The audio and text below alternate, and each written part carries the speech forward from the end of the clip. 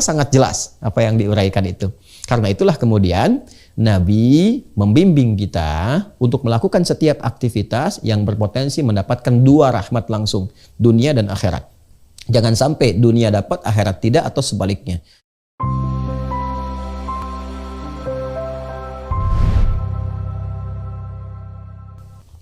Semua hamba mendapatkan apapun itu dalam kehidupan dari Allah Subhanahu wa taala itu karena rahmatnya Allah.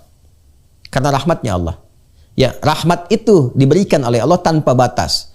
Yang spesifik dalam konteks kehidupan dunia, rahmat dengan udara, rahmat dengan kesehatan, rahmat dengan kebaikan, dibuat hukum sunnatullah dalam berkehidupan, itu sifat yang memberikan semua rahmat itu disebut dengan Rahman namanya. Disebut dengan Rahman. Maka dibikin hukum nih. Ya, orang kalau mau kerja mendapatkan rezeki. Orang kalau mau belajar dapat pengetahuan. Ya kan? Pengetahuan, rezeki, semuanya semua dari Allah. Dan diberikan kepada kita lewat rahmatnya. Rahmat Allah yang memberikan pengetahuan, memberikan rezeki, itu disebut Rahman namanya. Di akhirat pun orang berpeluang mendapatkan surga. Ada yang hisabnya bahkan ringan, itu kan, secepat kilat, berangkat masuk surga. Surganya ada yang bebas milih dari pintu mana saja. Ada yang masuk bab pintu Ar-Rayyan, pintu tahajud, pintu ini. Itu karena rahmat Allah. Rahmat Allah yang diberikan terbatas bagi insan beriman saja dalam konteks akhirat. Di dalam kehidupan dunia disebut dengan Rahman, dalam kehidupan akhirat disebut dengan Rahim. Ya kan? Dibuat hukum. Yang masuk ke sini, ini ketika mendapatkan ini jalannya begini. Nah, rahmat Allah itu ketika diberikan, Allah buat hukum keadilan, bersanding dengan ikhtiar namanya. Ya, bersanding dengan apa? Ikhtiar namanya. Jadi frame-nya, ruangnya disebut dengan rahmat, ya.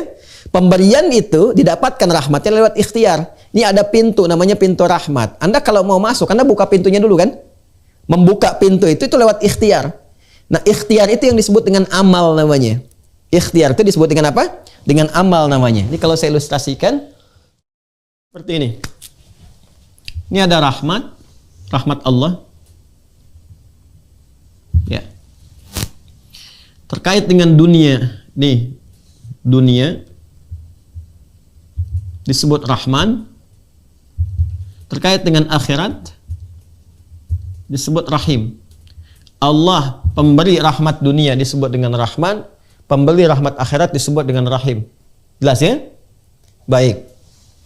Di dunia diberikan rezeki, ya, di dunia diberikan pengetahuan, ilmu, macam-macam lah.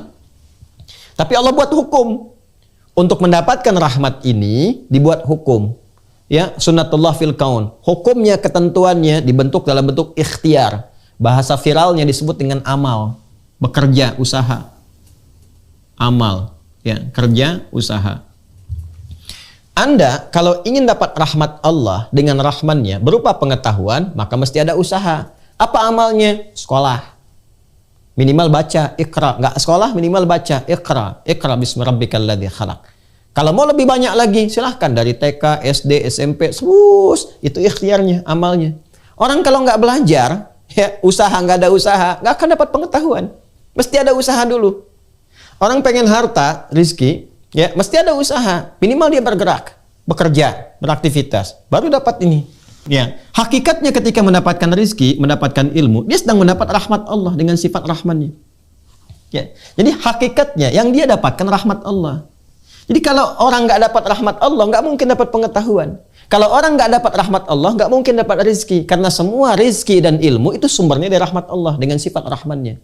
Cuman cara mendapati itu lewat amal. Akhirat juga sama, diberikan hukum oleh Allah, ya kan? Apa kenikmatan akhirat? Surga. Apalagi ringannya hisab, hisaban yasira, ya, hisab yang ringan, pertanggungjawaban yang ringan, surga yang bisa milih banyak, ya kan? Sifat Allah yang memberikan ini disebut Rahim, memberikan rahmatnya lewat sifat rahimnya. Dibuat hukum, ada ikhtiarnya. Apa itu? Ibadah, ya. Ibadah itu sesuatu menjadi ibadah ketika amalnya diridhoi oleh Allah. Amal yang diridhoi disebut dengan saleh, namanya amal saleh. Jadi ikhtiar kita untuk mendapatkan rahmat Allah itu melalui amal saleh. Ikhtiarnya melalui apa? Amal soleh, ketika seseorang beramal soleh, ini hakikatnya dia beramal untuk mendapatkan rahmat Allah. Ketika rahmat diberikan, surga kemudian dibentangkan kepada dirinya. Jadi hadis nggak ada yang salah, ayat nggak ada yang salah. Kalau kita ingin memadukan, memang semua hamba itu masuk surganya karena rahmat Allah. Karena surga ini adalah bagian dari rahmat Allah dengan sifat rahimnya. Cuman bagaimana mendapatkan rahmat Allah itu? Lewat amal di sini. Karena itulah kemudian di ayat Al-Quran banyak yang membentangkan amal-amal soleh disandingkan dengan surga. Bahkan surga pertama pun yang disebutkan dalam Al-Quran, pembukanya menggunakan iman dan amal soleh. Quran surah kedua, ayat 25. وَبَشِّرِ الَّذِينَ آمَنُوا وَعَمِلُوا الصَّالِحَاتِ. Berikan kabar gembira pada orang-orang yang beriman dan mengkreasikan imannya melalui amal soleh. Untuk apa? Untuk mendapatkan rahmat Allah. Nah, kalau dia beramal soleh, dapat rahmat Allah berupa apa? Annalahum jannatin tajri min tahtihal anhar. Inilah surga yang disiapkan. Jadi nggak ada pertentangan antara ayat dengan hadis. Karena yang digunakan adalah bacaannya menggunakan gramatikal balaghah. Jadi ketika digabungkan kita mengerti. Memang semua hamba ini masuk surga itu dengan rahmat Allah. Ya. Bagaimana cara mendapatkan rahmat itu? Ya lewat amal. Ya. Apakah semua amal akan menentukan dia langsung masuk surga? Belum tentu. Kan ditimbang dulu, diukur dulu. Apakah ikhlas atau tidak? Apakah baik atau tidak? Kan Allah yang menentukan. Melihat. Karena itu nanti Nabi mengingatkan dari awal. Innamal amalu binniyat, innamal amalu binniyat. Ya, jadi benar. Masuk surga itu belum tentu karena amalnya. Kenapa? Karena belum tentu semua amal berkualitas. Ya, kalau Allah tidak memberikan bimbingan rahmat, nggak akan jadi itu amal mengantarkan kita ke surga. Kenapa? Karena kita nggak tahu dari semua amal itu berapa yang benar, yang berkesesuaian dengan rahmat Allah. Yang ikhlas, yang baik, yang tulus. Betapa banyak orang berinfak tapi ternyata ria. Orang sholat yang ria. Ya jadi belum tentu ketika seseorang sholat itu, sholatnya mengantarkan dia kepada surga. Kecuali jika sholat yang dilakukan, sholat mengikuti ketentuan rahmat Allah. Ini maksudnya. Apa itu? Ada keikhlasan, ada kesungguhan. Itu yang dimaksudkan. Jadi nggak ada pertentangan antara hadis yang sahih tadi dengan ayat Al-Quran. Cara membacanya adalah semua anugerah yang Allah berikan itu berdasarkan rahmatnya. Dan untuk mendapatkan rahmat itu ditempuh lewat ikhtiar amal soleh. Nah, sedangkan yang memasukkan dia ke dalam surganya adalah rahmat Allah yang dihasilkan dari amal soleh yang dia lakukan.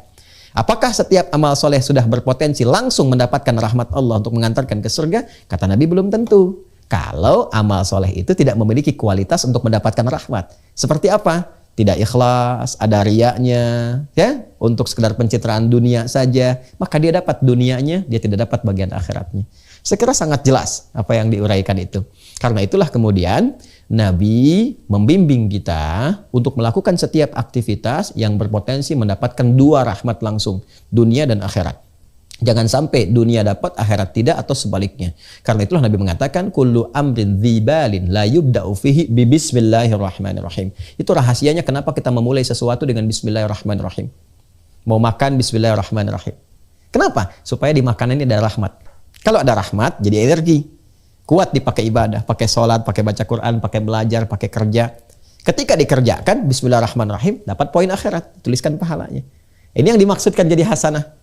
Ya, itu yang dimaksudkan Al-Baqarah ayat 201. Wa minhum may yaqulu rabbana atina fid dunya hasanah wa fil akhirati hasanah wa qina adzabannar. Jelas ya? Nah, jadi kalimatnya jangan dipotong. Jangan berhenti di sini. Semua nggak akan masuk surga, ya kan? Nah, kecuali hanya rahmat Allah saja. Lalu ada salah paham tidak? Cara membaca hadis Nabi ini, Nabi benar, nggak ada yang keliru. Cara membacanya adalah dengan menggabungkan konsepsi tadi.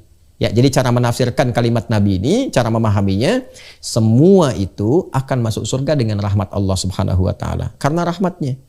Ya. Kemudian rahmat itu diikhtiarkan lewat amal. Jelas ya? Tapi kamu jangan menyimpulkan semua yang beramal itu sudah pasti ke surga. Belum tentu. Kalau beramalnya tidak benar, amal yang kualifikasinya tidak sesuai dengan rahmat. Jelas ya? Baik, itu yang saya maksudkan.